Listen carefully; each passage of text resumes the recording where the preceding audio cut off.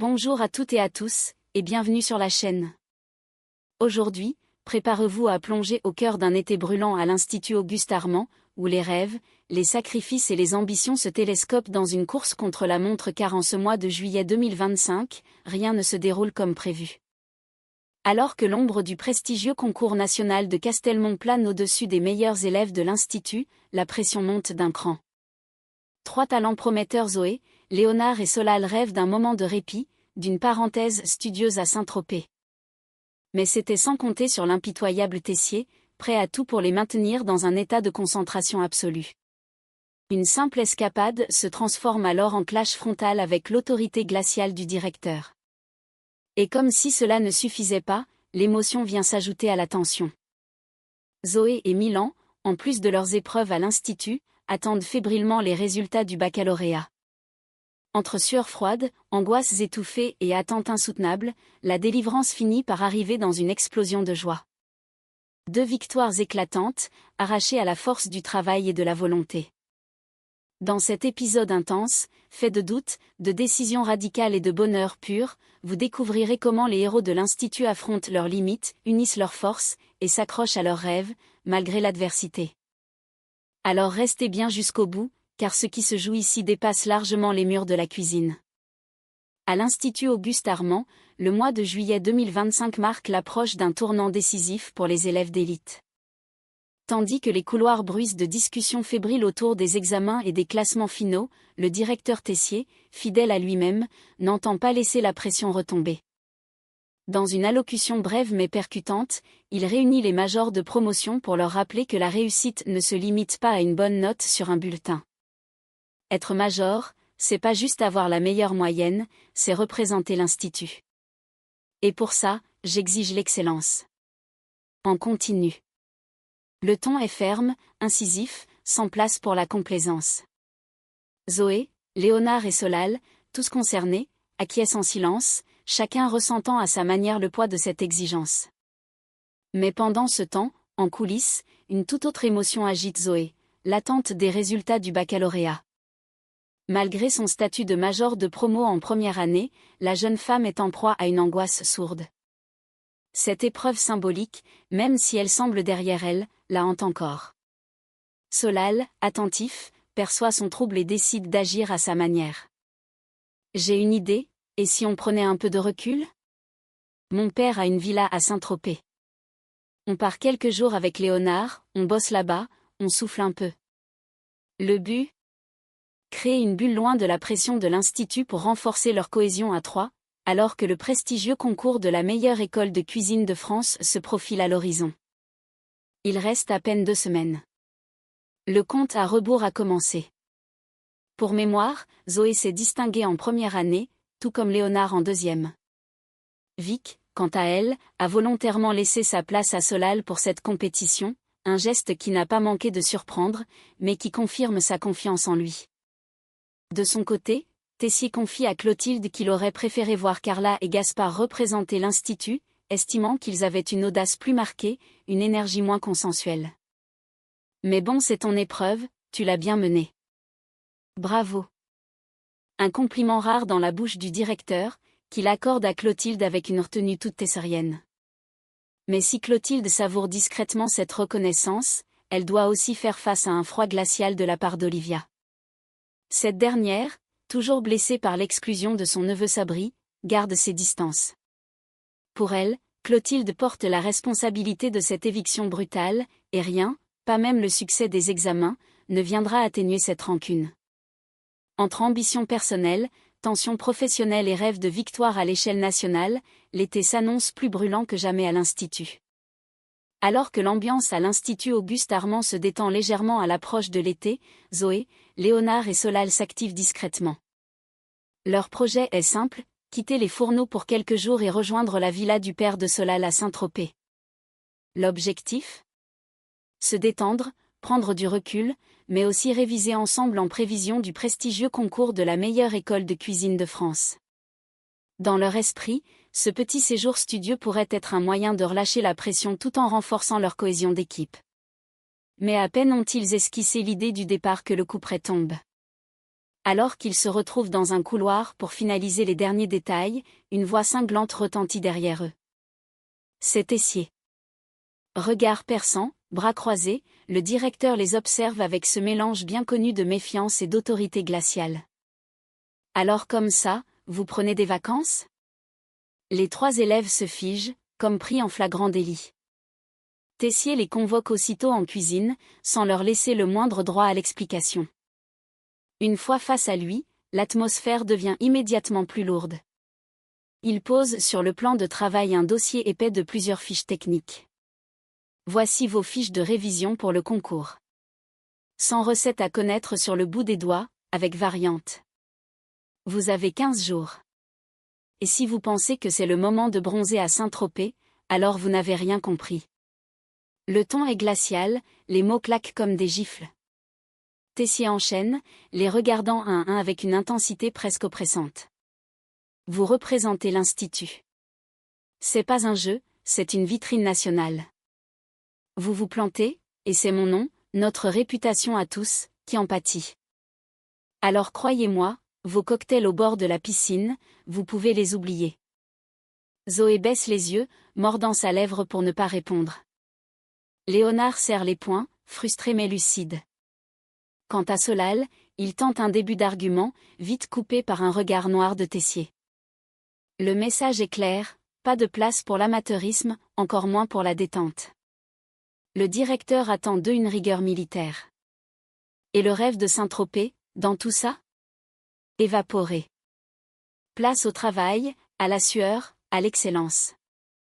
Le concours s'annonce impitoyable, et Tessier ne leur laissera aucun répit. Face à Zoé, Léonard et Solal, Tessier n'y va pas par 4 chemins.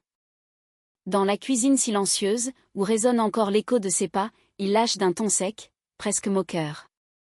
Vous avez cru que le concours des écoles, c'était un camp de scouts avec option poney ? La phrase claque comme un fouet. Les 3 élèves restent figés, déstabilisés par cette formule aussi absurde qu'humiliante. Zoé rougit de honte, Léonard lève les yeux au ciel sans oser répondre, et Solal baisse légèrement la tête, réalisant que la parenthèse rêvée à Saint-Tropez vient tout juste de s'effacer. Tessier poursuit, implacable. Castelmont, c'est pas un séjour de vacances dans les Alpes. Là-bas, vous serez face aux meilleurs élèves de France. Des bêtes de cuisine, des tueurs au couteau. Si vous n'êtes pas prêts, ils vous écrasent. Le verdict est sans appel. Les vacances sont annulées sur le champ. Il n'y aura ni piscine, ni soleil, ni apéro en terrasse. À la place, c'est retour en cuisine, à l'entraînement, dès l'aube. Fiche de révision, entraînement chronométré, technique à maîtriser au millimètre, Tessier met en place un programme intensif, digne d'un bootcamp culinaire. Et il prévient, il sera intraitable. Pas de passe-droit, pas de compassion. S'ils veulent porter fièrement les couleurs de l'Institut à Castelmont, ils devront suer, souffrir, et repousser leurs limites. Ainsi, Zoé, Léonard et Solal prennent conscience de l'ampleur du défi qui les attend. Fini les rêveries, place à la discipline. Le compte à rebours a commencé, et sous la férule impitoyable de Tessier, il va falloir prouver qu'ils sont à la hauteur du prestige d'Auguste Armand. À l'Institut Auguste Armand, l'atmosphère est électrique en ce matin d'été. Alors que les élèves s'entraînent pour les concours à venir ou savourent la fin des examens, une autre tension plane dans l'air pour 2 d'entre eux, Zoé et Milan. En plus de leurs épreuves exigeantes à l'Institut, tous 2 ont repassé, en parallèle, le baccalauréat, une double pression qu'ils ont portée en silence, sans jamais se plaindre.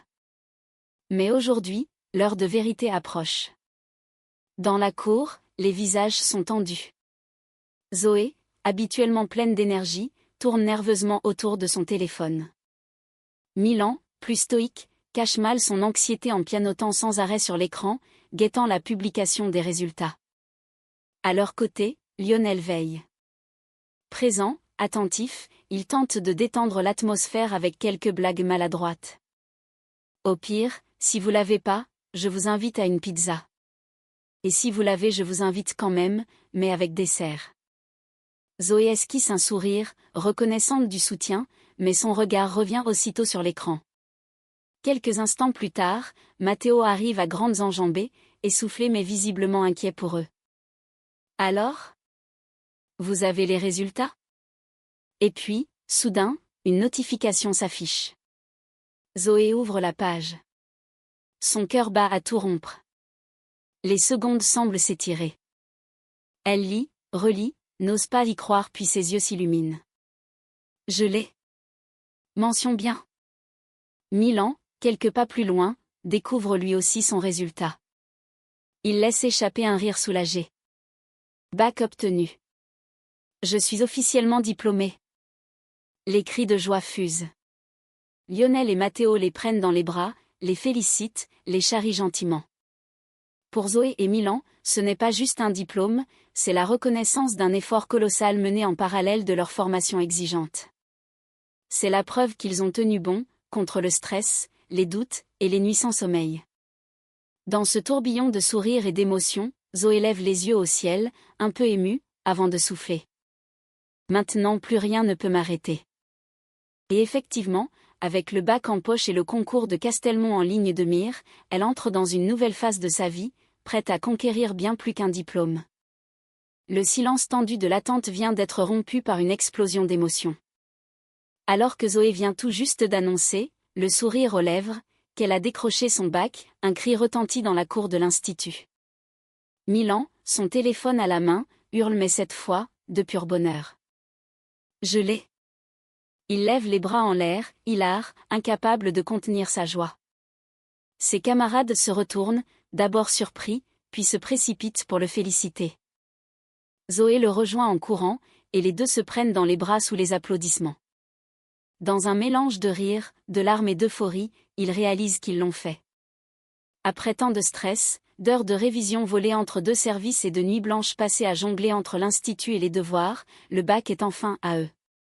C'est une double victoire, pour Milan, le compagnon loyal et discret d'Anaïs, dont le parcours n'a jamais été simple, et pour Zoé, la battante, la chérie de Solal, toujours en quête de légitimité au sein de l'institut.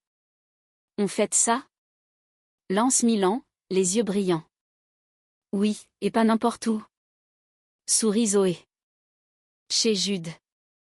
Car depuis peu, le célèbre élève pâtissier est devenu officiellement le nouveau propriétaire du petit café du coin, un lieu de retrouvailles devenu central dans la vie des élèves. C'est donc là, dans une ambiance chaleureuse et amicale, que toute la bande se retrouve autour de jus frais, de douceurs sucrées et de rires partagés. Jude, fier de tenir la barre de son établissement, les accueille à bras ouverts et improvise même quelques gourmandises pour l'occasion.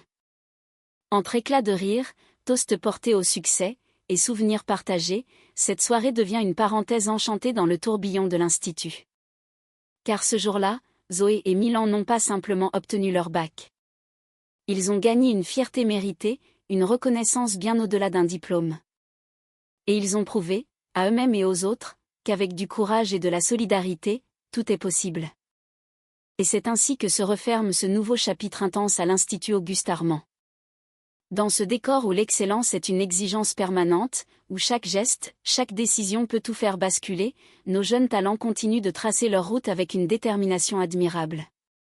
Ce que nous venons de vivre avec Zoé, Milan, Solal et Léonard, c'est bien plus qu'une simple étape dans leur parcours. C'est la démonstration éclatante que la persévérance, la solidarité et le courage peuvent renverser tous les obstacles, même les plus silencieux, même les plus personnels.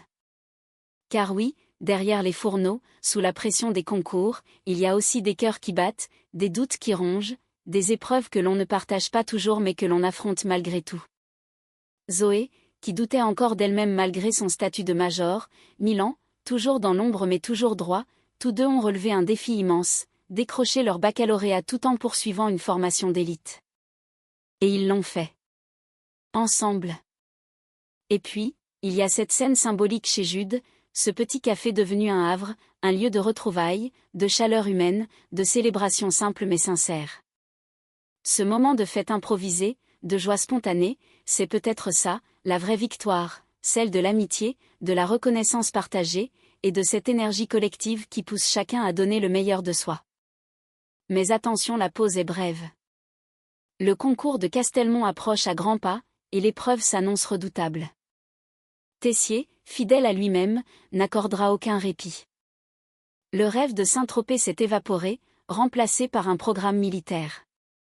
Mais au fond, peut-être que c'est là, dans cette rigueur extrême, que se forgent les véritables champions. Alors maintenant, une question s'impose, jusqu'où sont-ils prêts à aller? Vont-ils briller face aux plus grandes écoles de France? Ou s'effondrer sous le poids des attentes? Une chose est sûre, cette aventure ne fait que commencer. Si ce récit vous a touché, si vous avez vibré avec eux, likez cette vidéo, abonnez-vous à la chaîne, et surtout partagez-la pour que leur courage inspire d'autres élèves, d'autres passionnés, d'autres rêveurs. Et vous, dites-moi en commentaire, qu'auriez-vous fait à la place de Zoé? Auriez-vous tenté de fuir quelques jours pour souffler? Ou seriez-vous resté, coûte que coûte, dans la fournaise de l'excellence? On se retrouve très bientôt pour la suite et croyez-moi, les prochains épisodes vont faire monter la température à l'Institut comme jamais. À Auguste Armand, on ne cuisine pas seulement avec des ingrédients, on cuisine avec ses tripes. À bientôt, les passionnés.